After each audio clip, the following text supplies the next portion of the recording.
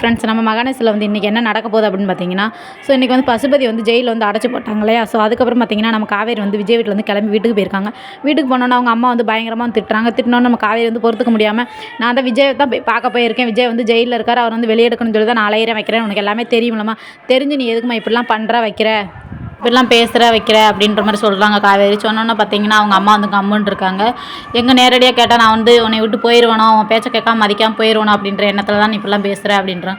நான் உனக்கு வந்து சத்தியம் பண்ணி கொடுத்துருக்கேன், நான் அப்படிலாம் வந்து உன்னை விட்டுலாம் எங்கேயும் போக மாட்டேன், நீ சொல்கிற வரைக்கும் நான் எங்கேயுமே போக மாட்டேன் வைக்க மாட்டேன்னு சொல்லி நம்ம காவேரி வந்து ஸ்ட்ராங்காக சொல்கிறாங்க. ஸோ இதுக்கப்புறம் இந்த விஷயத்தை வந்து இப்படியே விட்டுருங்க, இதுக்கு மேலே எந்த பேச்சும் பேச வேண்டாம் அப்படின்ற மாதிரி நம்ம காவேரி வந்து அவங்க அம்மா வந்து சொல்லிட்டாங்க.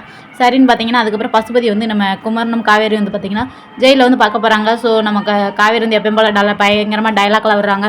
ஸோ என்னை வந்து நீ ஒன்றுமே பண்ண முடியாது வைக்க முடியாது, எப்படி ஒன்றை பார்த்தியா எந்த நிலமையில் வச்சுருக்க பார்த்தியா அப்படின்ற மாதிரி வந்து பயங்கரமாக வந்து பேசுகிறாங்க. பேசணுன்னு பார்த்தீங்கன்னா அதுக்கப்புறம் நம்ம வெண்ணிலா அவங்க மாமா வந்து வீட்டுக்கு வந்துடுறாங்க. வெண்ணிலா அவங்க வந்தாலும் வீட்டுக்குள்ளே வரலாமா வர வேண்டாம் அப்படிங்கிற உடனே விஜய் வீட்டுக்குள்ளே வாங்க, அதெல்லாம் ஒன்றும் இல்லை அப்படின்றாங்க.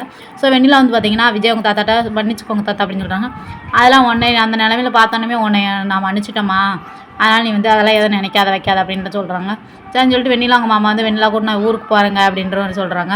வேண்டாம் இன்றைக்கி நைட்டு ஒரு நாளைக்கு இங்கே இருந்துட்டு நாளைக்கு காலைல நீங்கள் போங்க அப்படின்னு சொல்கிறாங்க.